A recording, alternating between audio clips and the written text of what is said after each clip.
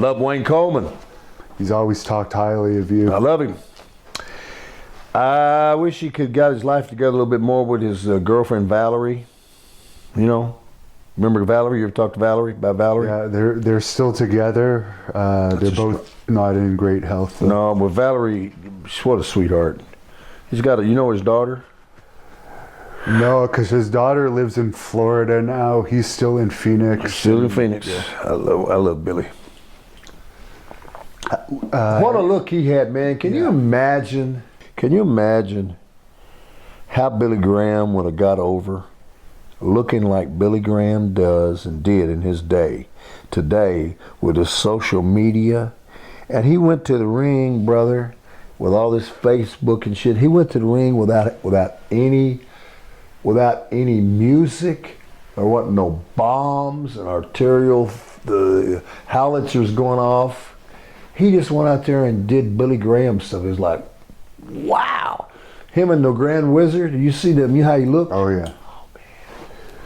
Do you think Billy Graham, if they had given him the Hogan push and turned him face? He was Hogan before Hogan was. Yeah. You heard his interviews. You know the Billy Graham, listen, brother, these hands can crush coconuts. You know, and he's like, wow. All the stuff he could do, man. I'm lifting barbell plates, eating T-bone. He had this whole thing about it, man, posing all the time.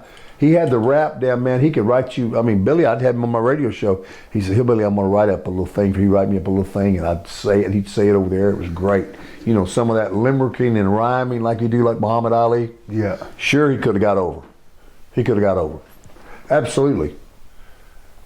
Because he's the precursor to Hogan. He's the precursor to the Warrior. Right? Yeah. I mean, he invented the name Superstar for a wrestler.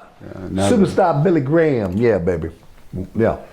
That's one of the best Billy Graham impressions I've heard. You understand, brother? He was kind of like something in between Dusty Rhodes, and he had a little bit of a pimp talk to him, you know.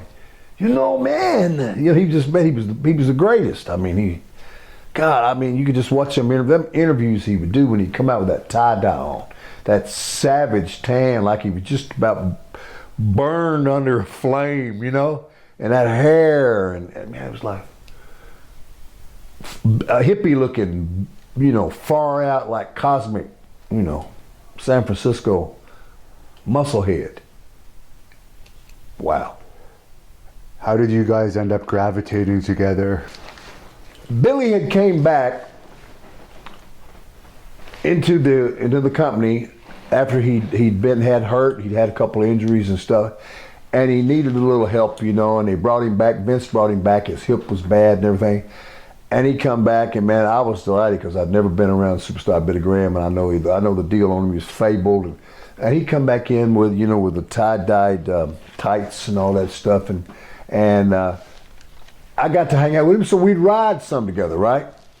He'd say, Hillbilly, hey, I'd take him in the car with me, or we'd get the car together, me, him, and somebody else, and we'd get to ride. Me and Black Jack Mulligan were big buddies, you know. We like to go, when we go out to Texas, or excuse me, to Arizona, Billy would take us out, and Black Jack would take us out to the real, authentic Mexican restaurants, where they only spoke Spanish.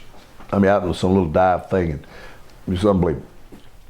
So, Wayne and I would talk, and we'd talk about working out, and we'd talk about his days in Calgary, and we'd talk about this, that, and this, that, and this, that. And I just loved him, and he was hard grind on him when he come back, because you know he had his time had about to come, and then one night he posted up some guy, and he picked him up, and that hip popped out through his leg, man, just about to come out, you know. And they had to take him to the hospital and do all that surgery to him. This was before the liver and everything, you know. And so, but I just wanted to be around him more and more, and I enjoyed him because he had that jive about him that I love, and I kind of like to go back with it too. I like to talk trash too. Both of us have a little bit of fun, and those were the things that we would talk about, and I'd pick his brain about this. You know, man, yeah, man, brother, let me tell you. You know, of course, Billy's a very talented young man. I mean, great artist. You know, and he knows a lot about stuff, reads about stuff, he's hip to stuff. You know, you see, man, get them big old hands and he talk, you know.